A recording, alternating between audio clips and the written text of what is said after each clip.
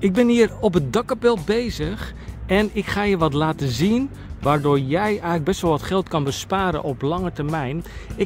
Dit dakkapel heb ik 12 jaar geleden heb ik dat geschilderd. Nu ga ik hem weer opnieuw schilderen, maar ik wil je even laten zien hoe het schilderwerk er nu nog bij staat.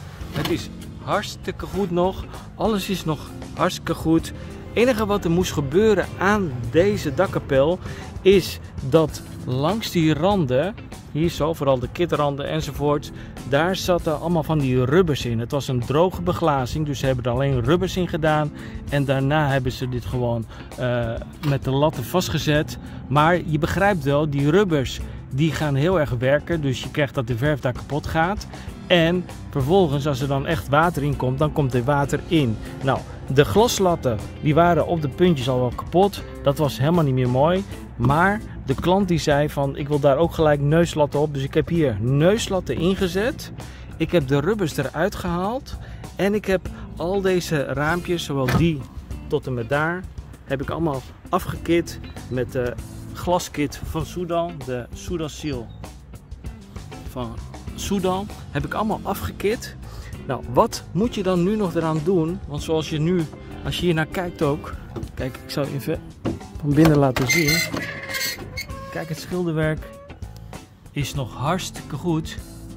En het is zonde om daar heel veel werk in te steken. Als jij ook ongeveer een kozijn hebt die er zo uitziet. Nou, ik ga je vandaag laten zien wat ik eraan ga doen. Zo min mogelijk, maar wel het maximale eruit halen. Schildersbedrijf Edens, de vakman voor uw woning. Deze aflevering wordt mede mogelijk gemaakt door Kiptape. Ook te vinden via social media. Kip, hecht aan kwaliteit. Nou, alles in de grondverf zetten, helemaal overnieuw doen, is gewoon heel veel werk, maar ook niet nodig. Als je vandaag goed oplet, dan kun je jezelf heel wat geld besparen, maar ook heel veel tijd. We zijn wel op het dakkapel, dat betekent dus ook dat we het wel goed willen doen. Aan de andere kant zijn we juist op het dakkapel. Het is vrij warm, dus je wil ook geen hele dagen op het dakkapel zijn om dingen te schilderen die niet allemaal hoeven. Nou, dit is dus allemaal nog hartstikke goed. Dit laten we zo. Ik ga je even aan de buitenkant wat anders laten zien. Ik kan het raampje even dicht doen. Kijk, hier is alleen nog wel een scheurtje erin. En dat is niet echt een scheur. Ik denk dat hier een soort noestachtig elementje zit. Dat is alleen dat de verf iets los zit. Dat ga ik alleen straks met een krabbetje nog even uitkrabben. Kijken wat er achter zit. Maar dit is nog helemaal hard. Dus alleen maar iets uitkrabben. Gaan we dit bijwerken met grondverf. De rest is gewoon nog prima. Dus dat laten we zoveel mogelijk zitten zoals het nu is. Bovenop ook goed. Prima. Zijkanten. Dus dit blijft zo. Ik heb dus hier de beglazing uitgehaald. Wat we gaan doen, het glas ga ik afplakken, zo rondom. Als dat gedaan is, dan kunnen we de randen gaan schilderen. Dus eerst ga ik het glas afplakken en dat doe ik met de Kiptape 3373. Waarom gebruik ik die? Omdat ik namelijk deze randen wil ik wel goed in de verf hebben. Dus dat betekent dat ik hem hier ga afplakken en dan kan ik deze randen sowieso 2 keer in de grondverf zetten en dan wordt hij nog afgelakt. Het is wat warm, dus ik wil een goede tape hebben die ik straks wat makkelijker eraf kan trekken en wat sterker is.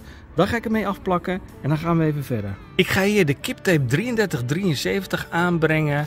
Wat ik je even wil laten weten is, ik ga je nu niet helemaal laten zien hoe je deze moet aanbrengen. Want daar heb ik hele andere video's voor die je beter kunt bekijken, want dan leer ik je echt een goede techniek. Maar wat ik ga doen is, van deze ramen ga ik wel opmeten hoe lang ik ermee bezig ben. Want ik krijg heel vaak reacties van, ja, daar ben je echt heel lang mee bezig. Ben je een half uur mee bezig om af te plakken. Nou, ik ga deze 4 ramen even opmeten in mijn tijd. En dan geef ik je daarna wel de tijd even hoe lang ik ermee bezig ben geweest om deze 4 grote ramen af te plakken.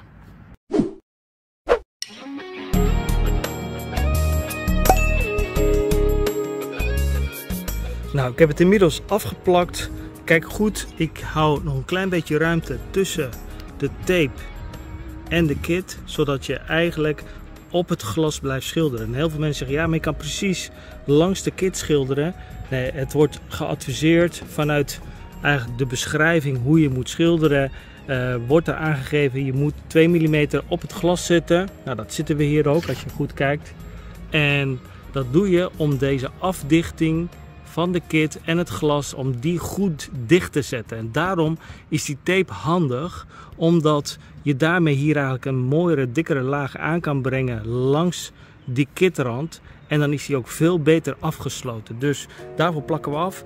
Deze ramen heb ik nu bij elkaar 20 minuten over gedaan. Dus dat betekent dat je 5 minuten per raampje bezig bent. Let even op dit dingetje hier. Heb ik even aangemaakt. Kijk, dan vouw je de laatste randje even in elkaar dicht. En dan heb je eigenlijk een starter. Dus zodra je helemaal klaar bent, dan kan je hier mooi starten. Pak je dit op. Zie, hoef je niet te gaan plukken, maar dan heb je dit al klaar. Dan kan je hier starten en dan kun je zo je tape lostrekken. Nou, dit gedeelte is nu zover om te gaan schilderen. Ik ga dan nu straks starten om de randen allemaal te schilderen langs de kit. Dit laat ik dan allemaal zoveel mogelijk. Dus precies hier op de randen stoppen en dan hebben we de kit goed afgesloten.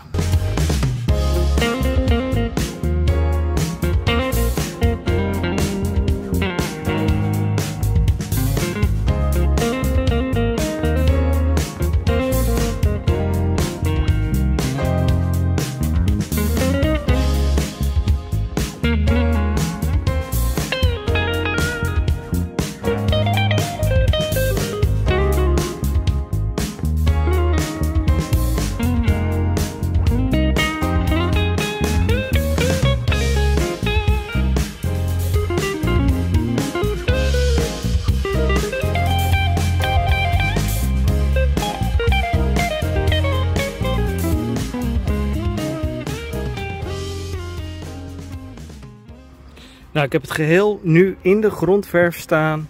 Alle raampjes zijn nu langs de randen gedaan. De onderdorpels zijn gedaan. En dit hele gedeelte zit nu in de grondverf. Dit heb ik dus laten zitten nu. Dat kun jij dus ook doen. Jij hoeft dit dus niet te gaan lopen gronden, want het is nog prima. Deze kanten heb ik dus nu gedaan. Laat ik aantrekken, laat ik drogen. En als het droog is, ga ik hem straks nog een tweede laag geven. En dan kunnen we van daaruit verder kijken. Maar je ziet het, dat het redelijk snel gaat. Dit weer bij elkaar. Al die randjes eromheen en de onderkanten. Inclusief een stukje meefilmen hier en daar. Ik moet af en toe even opletten van, kan ik dit stuk meefilmen of niet. Dus ik ben daar altijd even wat meer tijd aan kwijt. Mensen vragen ook aan mij van, hoe lang ben je ermee bezig? Nou ja, ik ben bezig ook met de camera, dingen klaarzetten enzovoort. Maar dit heb ik dus nu in 20 minuutjes gedaan. Nou, moet je even voorstellen dat je deze dingen straks allemaal moet besnijden. Je moet het 2 keer schilderen, dus je gaat 2 keer besnijden en 1 keer aflakken. Zit je op 3 keer wat je moet besnijden. En misschien zegt iemand anders, 1 keer grondverf is ook prima. Dat zou ook kunnen. Alleen ik heb nu al de tape erop. Pak hem gewoon 2 keer. Goed voor de klant, goed voor mij schilderwerk. En dan krijg je het gewoon ook mooi. Maar je ziet het wel, dan ga je ook veel sneller door die randen heen en krijg je hem mooi af. Nou, we laten dit drogen en we gaan straks even verder. De eerste laag is nu droog. Dit was ongeveer om 1:30 heb ik die laag aangebracht. En ik krijg natuurlijk altijd de vraag, hoeveel lagen kan je dan op 1 dag doen? Nou, als de verflaag droog is, en dat zie je wel, ik kan mijn hand eroverheen doen, dan mag jij een tweede laag nog aanbrengen. Ik heb hier, was om 1:30 dus klaar, er zit dus nu wat uren tussen. Het is nu ongeveer 5:45 zo uit mijn hoofd. Dus je kan een tweede laag aanbrengen. Ik ga nu ook bewust een tweede laag aanbrengen, want dan kan ik volgende week, dat is nu vrijdag, kan ik volgende week verder gaan en dan kan dit ondertussen drogen. Ik heb ook de lijst net in de grondverf gezet, dus daarom ga ik deze nu doen. En dan zul je ook zien dat het dus kan. Waar je even aan moet letten is dat je dit niet meer heel grof moet gaan schuren. Als jij binnen 48 uur een tweede laag gaat aanbrengen, hoef je niet te schuren. Alleen maar misschien voor de pukkeltjes dat je dat nog wilt doen. Maar in principe hoeft dat niet. Ik ga dus nu nog een keertje alles gronden. Maar dan heb ik het dus alleen maar over de glaslatten. Zodat dat eigenlijk goed in de verf zit. Vooral de onderkanten heel goed in de verf heb. En dan de rest langs de kit ook netjes voldoende verf op zit. En dan kunnen we dit volgende week gaan aflakken. Dus je zult het zien. Ik ga het laten zien ook. Want anders denk je, ja, dat heeft hij niet gedaan. Ik ga nu mijn kwast pakken. Het verf. En je ziet het. Ik breng gewoon weer een nieuwe laag verf aan. Ik schuur het ook niet. Want anders kan je eventueel die toplaag misschien kapot maken. En dan krijg je toch nog weer rimpels. En nu blijft het nog veilig onder die laag. En kan die laag mooi uitdrogen. Over het algemeen ziet elk schilderwerk er weer net even anders uit. Soms is een onderdorpel echt slecht, soms valt het mee. Daarom laat ik je in deze video wat gelijkwaardige kozijnen zien, zodat je sneller inzicht krijgt wat jij eraan kunt doen als jouw kozijn hetzelfde eruit ziet. Maar ik twijfel of je dit soort video's leuk vindt, waarin ik je vanuit de praktijk laat zien hoe ik een kozijn weer netjes krijg tegen zo laag mogelijke kosten. Geef daarom een duimpje omhoog als je dit kan waarderen en laat in de reacties weten of het nuttig was. Als ik merk dat er veel reacties komen, dan ga ik vaker dit soort praktijkvideo's maken. Wil je zelf aan de slag met je kozijnen en ander schilderwerk? In mijn e-book heb ik meerdere stappenplannen uitgewerkt, afgestemd op hoe goed of slecht het hout eraan toe is. Zo weet je precies welke aanpak je nodig hebt en voorkom je veel gemaakte fouten. Het e-book kost maar €6,05 en de link staat in de eerste reactie onder deze video. Super handig als je zelf wilt schilderen en zeker wil weten dat je het goed doet.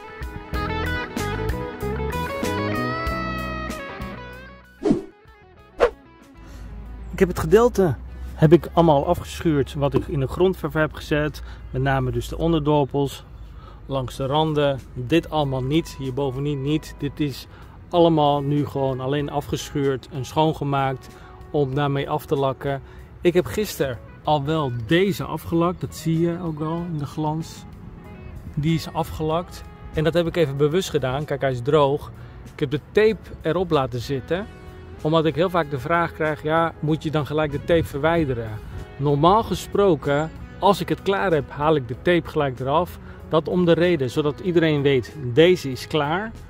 Maar nu heb ik het laten zitten, zodat je ook kunt zien van, hey, krijg ik die tape er nog wel af? En bij deze ga ik het gewoon gelijk eraf halen, zodat je ook van daaruit kunt zien van, hey, ik haal hem gelijk eraf. Mocht er dan nog een keer een schade zijn, kun je hem namelijk in een natte toestand nog bijwerken.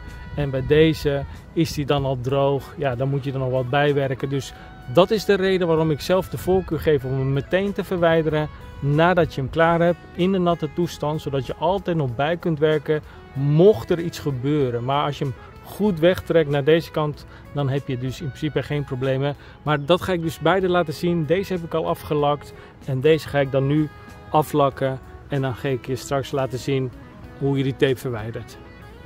In deze video laat ik je vooral de stappen zien hoe je het kunt aanpakken. In andere video's ga ik wat meer in op de handeling zelf, hoe je een kozijn kunt schilderen.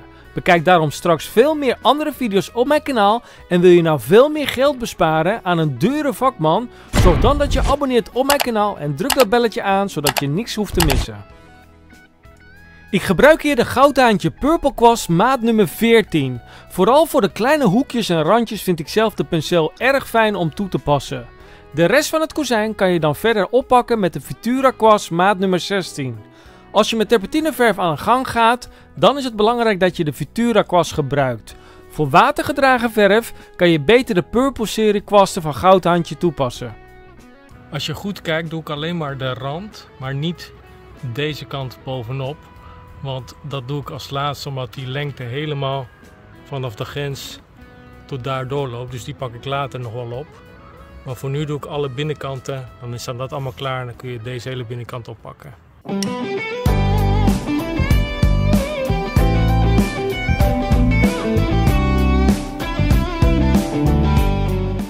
Oké, ik heb dit stuk nu klaar. Het is de hele binnenkant. De onderdorpel is klaar. Belangrijk is dat je hier deze rand eerst begint onderin. En dan kun je zo rustig naar boven toe gaan. Dan heb je in ieder geval de onderkant goed in de verf. Want daar blijft natuurlijk het water vaak op zitten op die onderkant van die neus. Dus dat goed in de verf zetten. Deze binnenkant heb ik nu klaar. Dus wat ik al zei, ik haal dan vaak meestal de tape gelijk af. Wat ik doe is, als je zo'n stokje hebt, Die krijg je van mij als jij materialen bestelt, krijg je vaak nog wel zo'n stokje mee. Ik heb nog andere kleine dingetjes die ik meestuur vaak. Maar zo'n stokje, doe er even een krantje helemaal omheen. Dan kun je namelijk dit straks makkelijker loshalen. Zie je dat? Dus doe je even een krantje omheen en dan wikkel je die tape hier omheen. Dan hou je alles bij elkaar namelijk. Anders zit je met die tape steeds in je handen. Nu moet ik de tape er even afhalen samen met de telefoon. Dus het wordt even wat lastiger. Dus ik hou hem eventjes zo voor mij. Dan kun je het nog een beetje meekijken. Even de camera goed zetten. En dan kun je dus deze loshalen. En trek de tape deze kant op, richting het glas. Maak je de minste schade als er iets niet goed zit. Maar zo zie je hoe strak die lijnen zijn. Zie je, het gaat op zich soepel, omdat het nog allemaal vers is. Wikkel je even hier omheen. En dan draai je even langzaam om. Kijk, en dan zit hij gelijk vast aan je stok. Ik moet hem even goed doen, kijk. Zie je, normaal heb ik 2 handen natuurlijk om de tape eraf te halen. Nu moet ik het met de camera doen. Maar je ziet het mooi bij elkaar gehouden.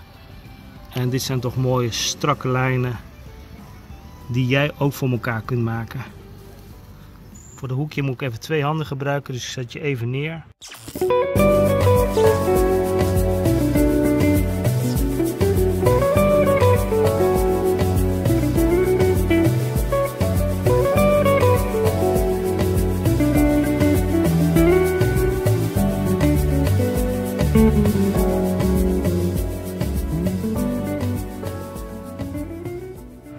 En dit is voor mij genoeg om een strakke lijn te creëren. Dit kan jij ook. Dat weet ik zeker. Als je maar de goede tape hebt en het netjes kunt afplakken, dan krijg je dit gewoon zo strak als dat je wilt. En krijg je deze dan, die al droog is, dan nog makkelijker af. Ook dat gaan we even doen. Ik pak even het stokje erbij. Die heb ik hier. En je ziet al, ik heb ook zo'n lipje erin gemaakt, dus dat is makkelijk om dan te pakken. Kijk eens.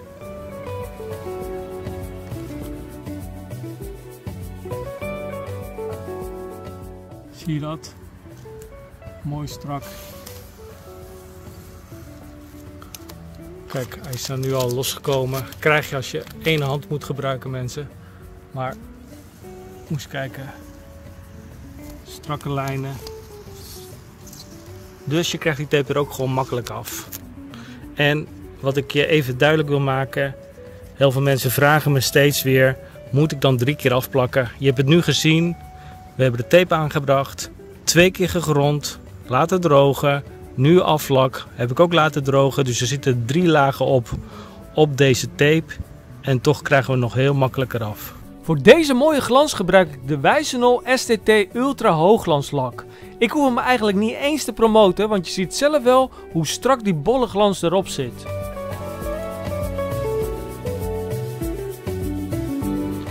Met een pluisvrij papiertje poets ik deze lijmrand. Dat is eigenlijk stof wat daar tegen de rand van de tape heeft gezeten. Poets ik meestal nog even weg. Zo. En dan krijg je hem helemaal mooi schoon.